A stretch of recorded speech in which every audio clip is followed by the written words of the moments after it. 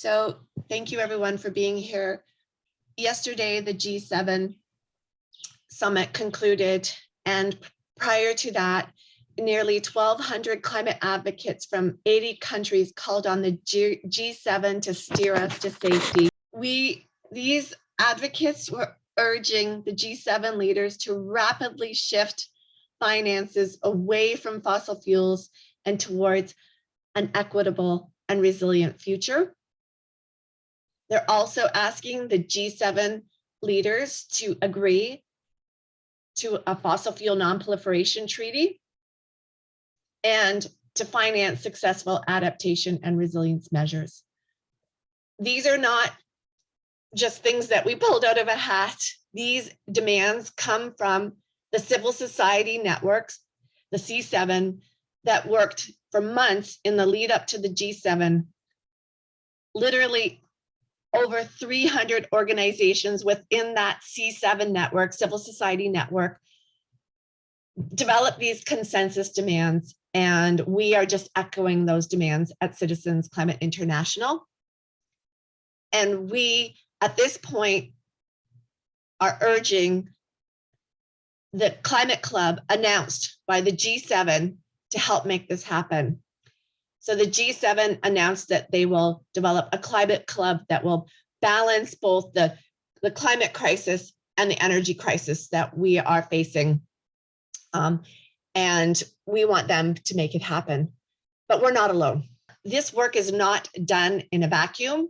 There have been 3 intergovernmental panel on climate change reports in the past year. And these reports confirm that not only is a rapid pivot off of fossil fuels necessary, but it's entirely possible. One thing that jumped out at me in these thousands and thousands of pages that the Intergovernmental Panel on Climate Change have produced is that there is financial and global capital that could make this happen. We also have to keep in mind the closing of these gaps is widest for developing countries, and they're going to need our help. So what is needed is clear signaling from governments and the international community, including a stronger alignment of public sector finance and policy. So this is the shifting of the financial flows. And one of the things we focus on at Citizens Climate International is carbon pricing. And within the IPCC report was the statement of the various mitigation strategies to reduce fossil fuel CO2 emissions. Carbon taxes are the most powerful and efficient because they allow firms, households to find low-cost ways of reducing energy use and shifting towards a cleaner alternatives. So we at Citizens Climate International have been involved within the G7 civil society network since 2018, when the G7 was in Canada. And for the first time, to our knowledge, and we've been involved behind the scenes, civil society groups that work behind the scenes are demanding carbon pricing and or shifting of financial flows. So the Y7, which is the U7, the W7, which are the women's groups that advise the G7, and I was part of that, the Science 7, the Think Tank 7, and the Business 7, as well as the C20, which is the civil society groups advising the G20, are all calling for carbon pricing very strongly. This is the first time ever. And these civil society networks, representing a vast, group of people across the planet, are all calling for carbon pricing. The C7 demand was a little bit more nuanced, and it was redirecting financial flows away from fossil fuels and towards an equitable and resilient future. So that is like carbon pricing, border carbon adjustments, and other financial reforms. So we're not alone in demanding this. As well, an initiative by His Royal Highness Prince Charles called the Sustainable Markets Initiative put out a statement called under the umbrella called Flipping the Switch. And they are calling on the G7 for carbon pricing, optimization of the impacts of public funds, and government mandates that give private sector clarity and stability. Lastly, we ran a campaign for 2 weeks, and with the very specific demands that we had, 1,194 advocates from 80 countries. And look at all the African countries here. That was our amazing leaders in Africa, but all over the world who did this. And we asked them to steer us to safety with these very wonky demands. So given all of this, we are asking that the G7 climate clubs be more than just a talk shop and take courage from the fact that all of these organizations and all of these people around the world are asking for a transformation of our economy. And that's it. We can answer questions at this point. Thank you. Oh, claps to everybody. That was like a huge effort by so many people. We worked, there was like 12 of us behind the scenes at the G7 working. Yeah, Ange, please. You have a question? No, I was just cheering up for the presentation. Maybe my question will come later, yeah. Okay. Perhaps know what is coming up. Let me just ask. I'm in a learning process in all this. Perhaps if you could help us with some definitions of some of the terminologies you used, it would help me to understand more. As a journalist, I want to talk about this even more, but I need to understand what's carbon pricing to start with. It's very fundamental. I know. I'd like to know. And you talked about the alternative of. If it's not carbon pricing, what should it be? Please, could you elucidate on that, please?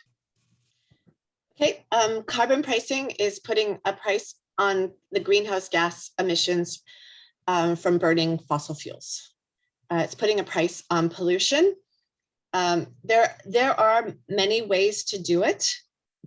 That's where it gets complicated. What we advocate for at Citizens Climate International is an incrementally rising price on that pollution and all the money going back to the people. That allows for the people to make their own accommodations needed as the prices rise, but at the same time, that rising price signals for the change in the economy. Does anyone want to add to that?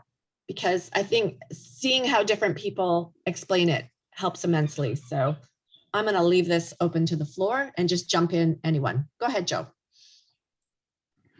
Thank you. And thank you, Kathy, for that presentation. And Angie, thank you for the question. Kathy said it exactly right. It's putting a price on pollution. That can be done through a carbon tax. That's the most traditional way to do it. You simply tax fossil fuels, either when they're produced or when they're refined or when they're consumed. Another way to do it is to essentially trade emissions. You say there's an overall cap on how much pollution there can be. And if you want to pollute, if you're an industrial company or an electric utility, you have to pay a special price for the permission to actually emit that pollution. And then depending on how those polluters exchange permits with each other, the price could go up or down. We advocate for a kind of carbon tax, whereas, as Kathy said, the revenues go back to individual households or people or local communities. And the reason that we do that is because in that model, where you tax the production of the fossil fuel, so you tax the mine or the well or the port of entry to the country, only a few entities, those that do business in that particular industry, pay the fee. But then everyone in that economy gets money back. And as the fee rises over time, the revenue return to people also rises. And what that does is it puts increasing pressure on the polluting company. And so that's why our preference is for that model. People, individuals, households, vulnerable communities don't pay that cost. They receive something. The polluters instead are the ones paying that cost. And a final point I would say is just the basics of carbon pricing. There are huge costs associated with pollution and especially with climate change. And no one is officially required to pay those costs, which means all of us have to pay. And usually it means the most vulnerable have to pay. And so putting a carbon pricing policy in place is a way to, first of all, say, let's correct that. Let's make sure that we're not generating all of this harm and then not paying for it. But let's do it in a way where it causes industry to change and to pollute less.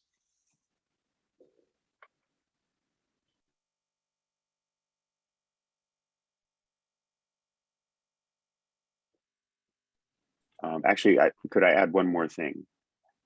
Just the one more thing would be, you had asked, Angie, what else besides carbon pricing, right? Yes. We need structural change across every economy in the world to get rid of pollution.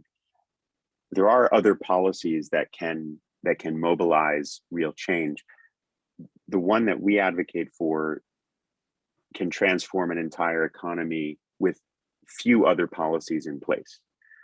It also makes it easier to put those other policies in place. But one thing that I personally think is useful to know about is in the UN climate negotiations, under the Paris Agreement, countries have agreed that they will work together on what they call non-market approaches, meaning everything is eliminating carbon pollution or creating clean economies that does not include emissions trading. So carbon taxes and our climate income policy are among those non-market approaches, but there are many others like financial regulations, renewable portfolio standards requiring electricity utilities to buy clean energy. Those are examples of non-market approaches: green bonds, green labeled finance, investing in nature without carbon offsets, but simply directly investing in conservation or in carbon farming, sinking carbon emissions in better agricultural practices. All of those things are non-market approaches. They're not necessarily carbon pricing, but they help to steer the global economy away from pollution. Okay, thank you. Michael? Hello, thank you. Yeah, two things here. Firstly, I want a clarification. You said that the campaign to shift finances away from fossil fuel is being urged by the Climate Club. Is this Climate Club, are they also is it comprised of the CSOs you mentioned earlier? And secondly, about carbon pricing, there has been arguments about the fact that carbon pricing is a way of giving some big organizations the leeway to continue to pollute by just paying some amount of money. That is not really the solution to what we need. That some of these companies can just go about it, pay this what is needed, and keep on polluting. And that there should be a more concrete way to address the situation. That's my question. Thank you.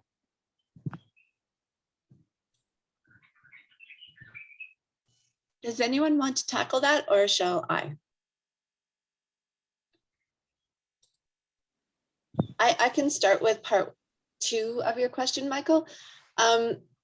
Carbon pricing, making polluters pay, is like the best. Like if you look at the evidence, it is the best way to, and the most powerful way to get off of fossil fuels. And we've seen this in previous campaigns that have that have happened on the planet.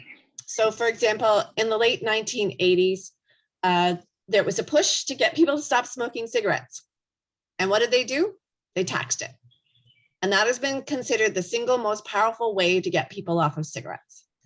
So it is the most powerful tool we have to get people off of fossil fuels, is to make the polluters pay.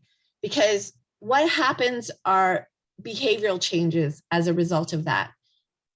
Business industry, and households will know on a timeline when fossil fuels will start to get really expensive, and they start to adjust their behaviors accordingly. And they will, and the market will shift itself. So I'm going to welcome other people to add to that, because I don't want to hog the microphone. So who else would like to add to the power of carbon pricing to shift our economies? And then we can answer the first question.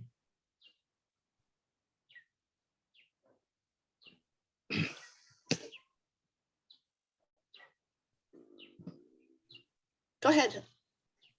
I'm not sure I heard the entire second part fully, but I think that perhaps what you are getting at, Mr. Samiri, is that if someone is rich enough, they can still buy. continue to pollute. But eventually, I mean, apart from certain individuals that have stupendous amounts of money, eventually you will always find someone's pain point, and they will think of doing something else with their money rather than paying it into the system. I think that the only other solution, except for this kind of incremental carbon pricing, would be individual allotments. But I think that that's a harder sell politically in most places than our kind of solution. And those individual, there are such suggestions that you trade with those individual allotments and so on. But that seems to be a more complicated way of achieving the same thing as you would with a carbon price, according to the CCL way. I hope that was useful.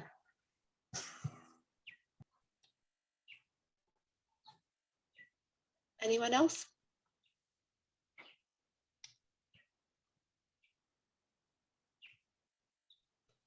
Yeah, go ahead, Joe. I think that to the point that was raised about, is there some more direct way to cause that change to happen? The virtue of a carbon pricing policy is in its design. If it's designed to be economy-wide, so that the entire structure of the society is faced with the pressure to do something clean, then it won't matter as much if specific wealthy individuals or interests wish to buy energy that pollutes. As the entire economy shifts away, that will simply not be a good option for them either. They will follow everybody else and use what is common practice. So it's important that a carbon pricing policy be economy-wide and remove the incentive for anyone to pollute. But in terms of something more direct, it is possible to simply ban pollution, but there's an enforcement issue there. It's very challenging to actually go to the point of production and make sure that that ban is being enforced. So to take the United States as an example, if you were to put a price on fossil fuels at the source, the mine, the well, or the port of entry, you have between 3,000 and 4,000 entities that have to pay a tax every few months. If you were to ban the use of fossil fuels, you would need to then go to every place where fossil fuels are consumed, which across the US economy is tens of billions of points per year where fossil fuels are used, vehicles, homes, industry, over and over every day, et cetera. To enforce that is much more expensive and challenging. And so there are approaches that fall in between, but the virtue of a carbon pricing policy is that you don't necessarily have to go to everywhere that there might be pollution. You can simply remove the incentive to use polluting fuels. But the point about taking direct action to say that shouldn't happen there, that shouldn't happen in this context, this type of industry should use something else, and then to subsidize those better approaches, that's why this global network of advocates has called for shifting all finance now away from pollution, move subsidies away from polluting fuels and put them into something that will be clean, that will give people a healthier economy.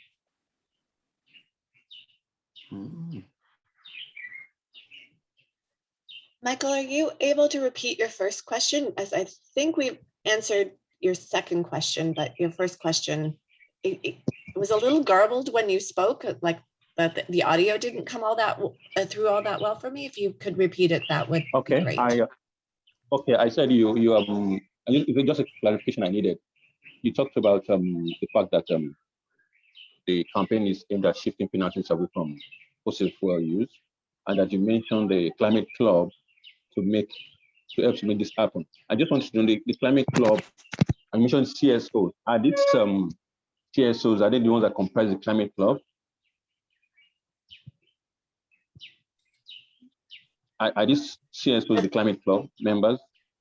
Our CSO, I believe the climate clubs are going to be clubs of from the countries. It's a group of countries.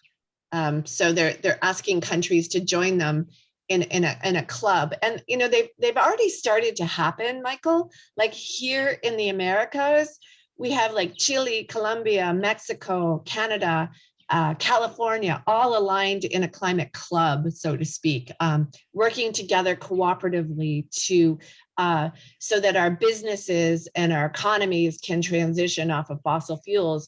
And for all intents and purposes, the European Union is a climate club. So, you know, like they've been working on this for a long time, and now we're seeing here more recently, we see that the European Union and Canada are really working towards collaboration on a climate club as well. So it's more of a cooperative as opposed to a competitive club that will work together to transform our economies to make sure that, you know, there's no shocks to our economies as we transition, because, you know, climate change is, you know, dangerous and an existential threat unto itself. But these shocks to our economies are also a threat. These shocks to our economies can lead to rioting, as we saw with the Gilets jaunes vests protests in France in 2017. When the rural people were angered by the carbon, the gasoline tax that was put on the people with no compensation, they couldn't afford it. So we need to work cooperatively together, you know, to get off of fossil fuels, to transform our economies in a way that shocks the system as little as possible, because this could lead to social unrest. And yes, there are countries that are doing this together. There are countries and regional organizations who have the climate clubs. Yeah. Okay, so thank you. We're hoping Nigeria will join that really soon. Okay, hopefully. Yes. Did anybody read any reports or have any sense of how your country are receiving the G7, or is it just as usual not being made a big deal of? Often the G7 doesn't get much attention, although it is really powerful. So unless something dramatic happens, like massive rioting and people being arrested, which didn't happen. So any sense here?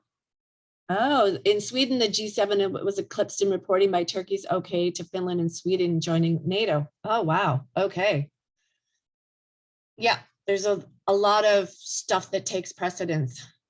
But this is, I don't see the lack of G7 reporting as a bad thing. I think sometimes quietly things happening behind the scenes is almost better, because then there's less chance for pushback.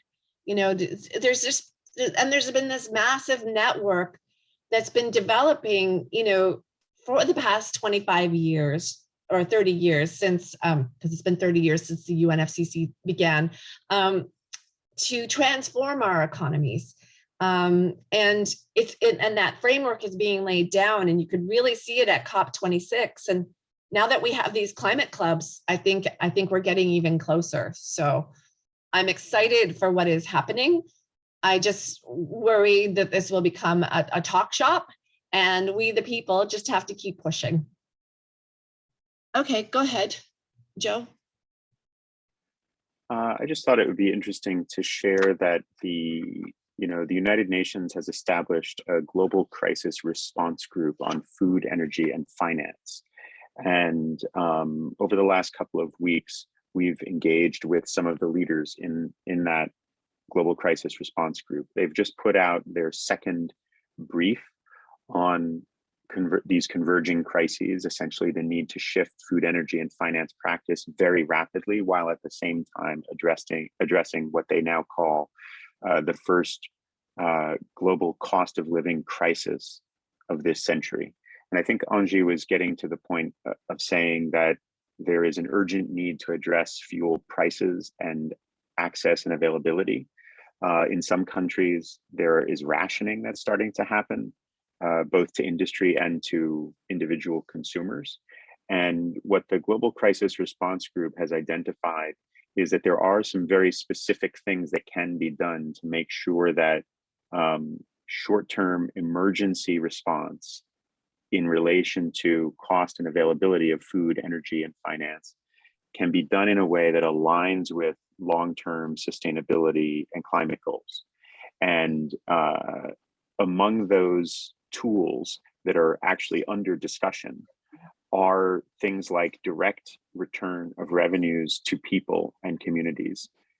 India, for example, has this e-rupee policy that delivers essentially, emergency aid through digital vouchers to individual homes, individuals through cell phones and to homes. But that's not the only way. And so if we combine things like that with climate policies in a careful and constructive way, we can make sure that the most vulnerable people don't find themselves without access to food and energy, but instead are part of an emergency response that speeds up the green economy transition. So those are active talks happening in parallel to the G7 that are worth looking at when some of these questions of cost come up. It's also transformative, Joe. The idea of giving money directly to people is still like a huge leap of faith for a lot of people to get over. As well, the technology now exists to get it directly into people's bank accounts through their phones. This is something that didn't exist 10 years ago. So technologically and sociologically, things are transforming really quickly to help with, the complexities of issues that we have to deal with. And there's a lot of reasons to be hopeful in the face of all these crises. So I thank you for sharing that. Raj, please. Yes, sorry, I'm on my phone and it took a while to unmute myself. So Prime Minister Modi actually once again pointed out that, despite having 17% of the population, India is contributing about 5% of the emissions. And he said that access to energy should not be the privilege of the rich countries, especially when the energy costs are rising due to geopolitical reasons. So this was basically, one of the most important things that was covered by the media here. And yeah, the one more thing was that he said that there is another misconception that poor countries and poor people cause more damage to the environment. Yeah, that's about it. Yeah, thank you. Those are perspectives and comments that we need to be constantly reminded of. So thank you. It's those voices need to keep being heard. Does anybody want to respond to Raj's comments from India?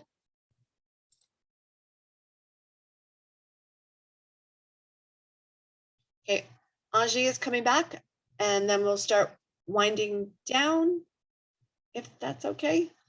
Trying to finish at the bottom of the hour, if that's all right with everyone. And I thank everyone for being here. It's a great discussion. Angie, did you want to ask the question again? And welcome back. No. Thank you. I lost.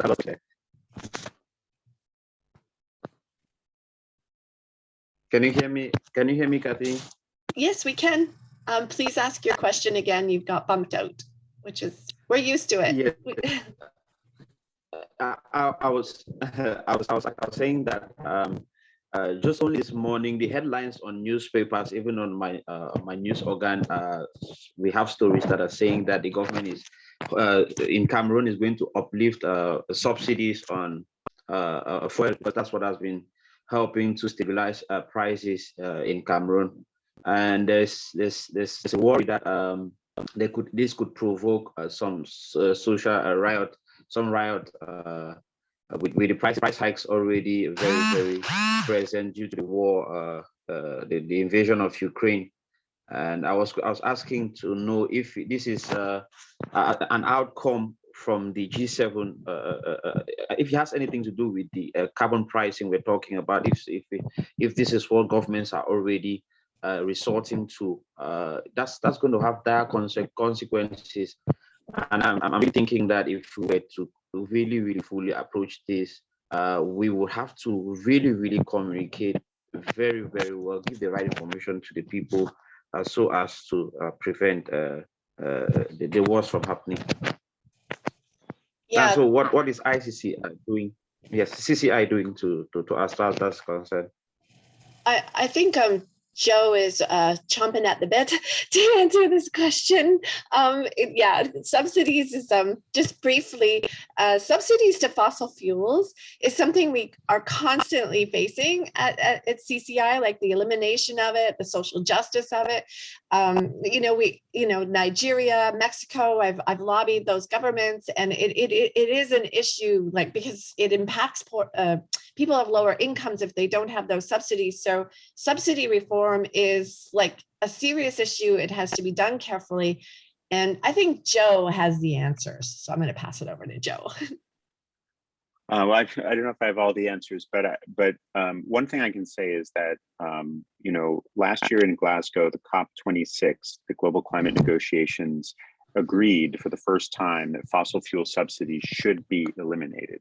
But the way they agreed it was to say that inefficient fossil fuel subsidies should be phased out, meaning there will be a time period over which that happens. And what inefficient is supposed to mean, if you look at, economists from the development finance community, is that the type of subsidies you're talking about that protect low-income people and stabilize prices, those are efficient in the sense that they help the economy work and they protect people. The inefficient subsidies would be the ones that go straight to industry or even leave the country and don't really produce anything that helps the local economy.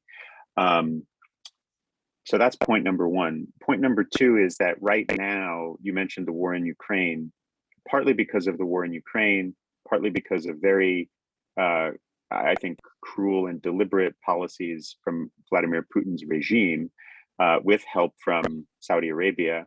There has been this very intense price impact on people around the world. All of the cost increases that we're seeing in all different areas of life, by far the biggest area of cost increase is fossil fuels, which are embedded in everything. And that was done deliberately by Russia and Saudi Arabia and other countries starting in the year 2020 to create price impacts on other countries. Those price rises are making subsidies very difficult for governments to sustain. They're becoming more expensive than they want them to be because they have to buy that fuel from other countries, and the prices are too high for the government as well. And so governments are attempting to reduce the amount of money that leaves the country and goes to these other countries, the fossil fuel producers, by doing something about these subsidies. This is not the kind of subsidy shifting that helps with climate change necessarily. It's not the kind of subsidy shifting that the COP26 called for. It is simply a response to a desperate pricing situation. And so what we have been doing is, when we talk about shifting all finance, and when we talk about financing climate resilient development or successful adaptation and resilience measures, part of what we are talking about is we need to stop enslaving our economies to this resource that doesn't work for people. Fossil fuels don't work for people.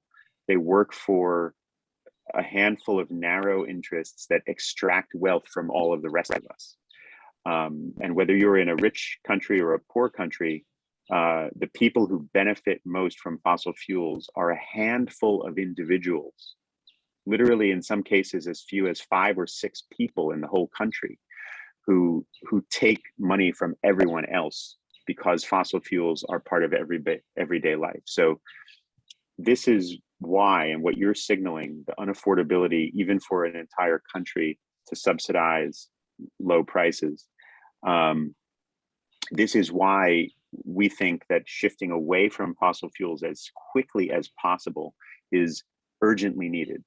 And to your point, and also to Rituraj's point, and what Prime Minister Modi mentioned, this should not come at the cost of energy access. So we need to see alternative kinds of energy getting into everyday life as soon as possible. The reason that we're having these impacts is because fossil fuels are designed to create these cost impacts. The industry is designed to work that way.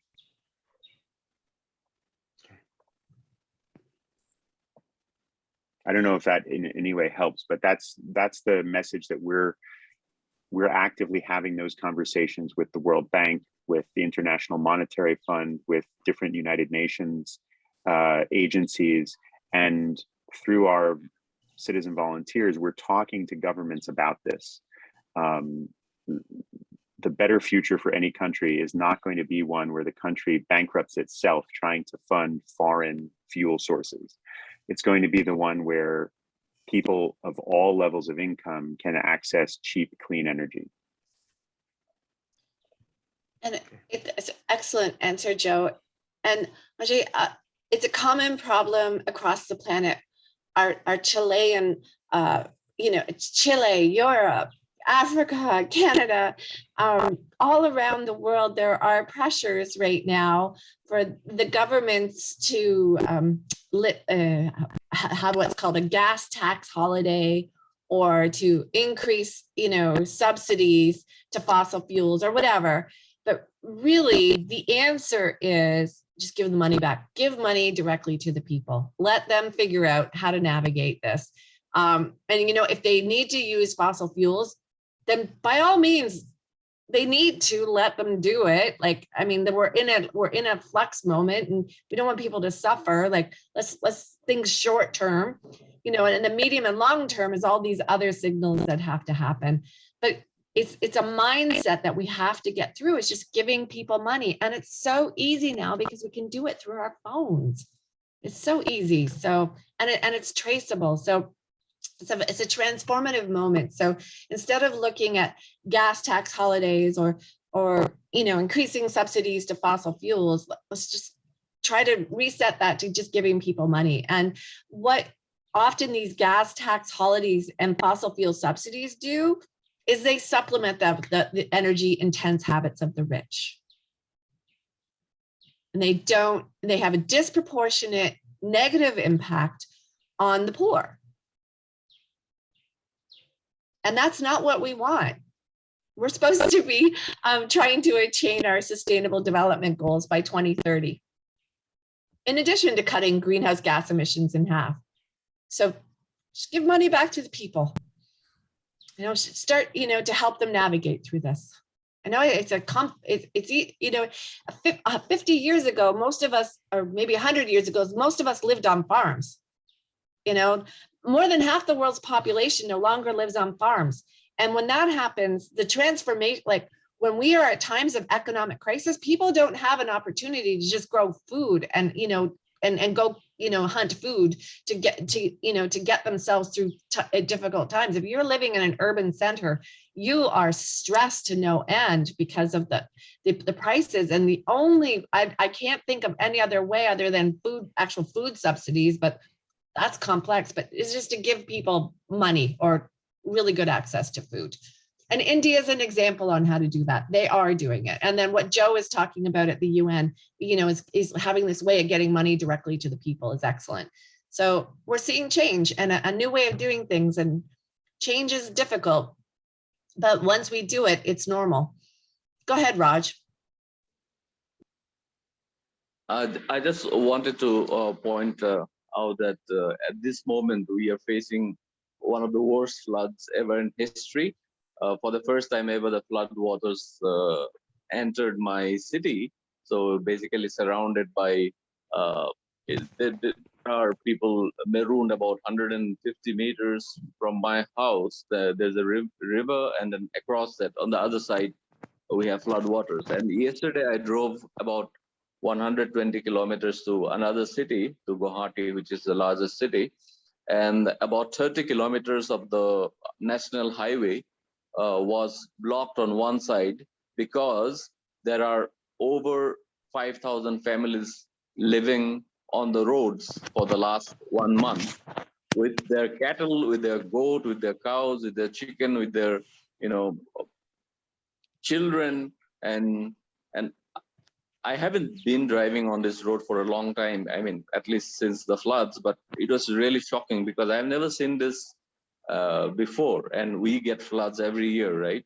This was really shocking, and definitely this came to mind because you're talking about funds being made available to people who are at the front lines. And Assam, I believe, is one of the early impacted regions, and definitely at the front lines of climate impacts. And I hope this loss and damage and adaptation mitigation funds definitely reach the people that are affected here.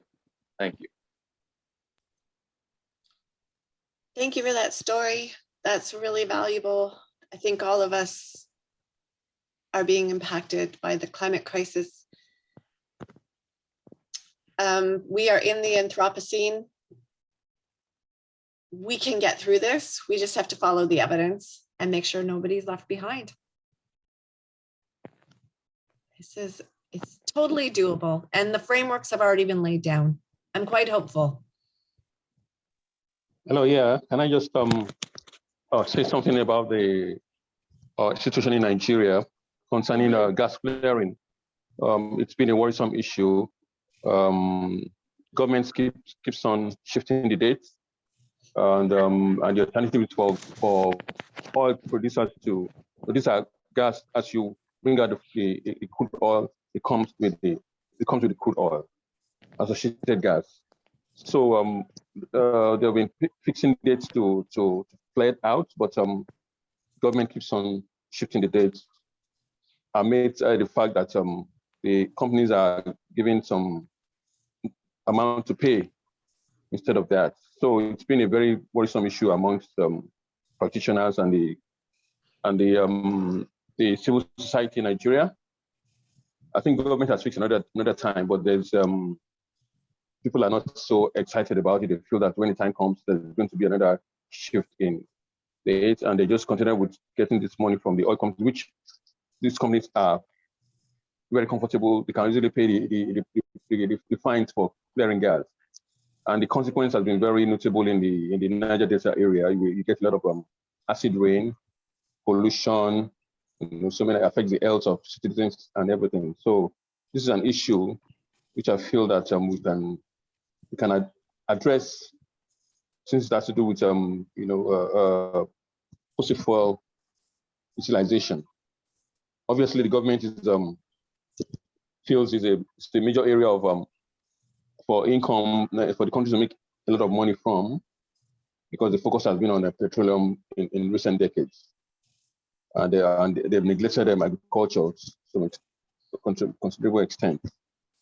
So I just want to bring this to your attention, as we can address it in future discussion. Thank you.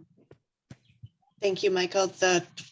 The gas flaring in Nigeria has been an issue I've known about for so long, and it's maddening to think it's still happening. It impacts the health of the people and the environment in the Niger Delta, in the Delta, and it's just maddening. So thank you for voicing that it's a problem that has not gone away, and your government is failing to address it properly.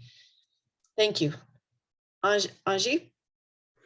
Yes, my concluding words, I want to first of all thank David Michael for bringing me on this platform. I learned a lot so far. I'm taking interest so far in CCI activities henceforth. And I was going to ask if CCI has any affiliations in Cameroon. What are the procedures, or what does it take for an organization to be affiliated to CCI? I'm very interested in that. Thanks so much. Oh, excellent. Which city are you in? I'm in Douala, the economic city. Douala. That's the French city. That's on the French side? Yes. Yes. Okay. Yeah. We have, okay.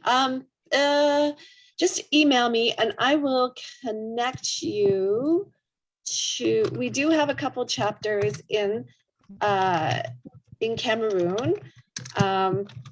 And they're Francophone, they're French speaking. And actually our Francophone lead is from Cameroon. Yeah, okay. Okay, thank you so much, Kathy. Yeah, I'll put you in contact with. That's great. Any last comments or questions from anyone else?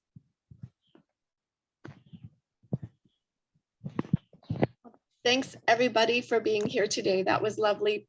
Alex and Joe, please stay.